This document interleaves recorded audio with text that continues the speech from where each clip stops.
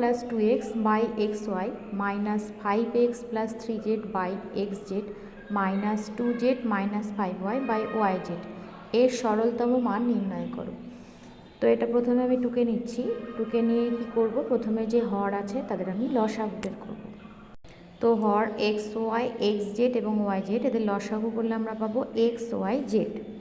তাহলে লসাগু লিখছি এক্স ওয়াই জেড। এবার দেখো এখানে এক্স ওয়াই আছে, এক্স ওয়াইতে ভাগ করলে জেড পাবো, জেড দিয়ে গুণ হবে Z into 3y plus 2x minus এখানে এক্স জেড দিয়ে ভাগ করলে ওয়াই পাচ্ছি, তাহলে ওয়াই দিয়ে গুণ হবে Y into 5x plus 3z minus শেষের পদে ওয়াই জেড আছে, তাহলে আমরা ভাগ করলে এক্স পাবো, এক্স দিয়ে গুণ হবে 2z মাইনাস 5y কে।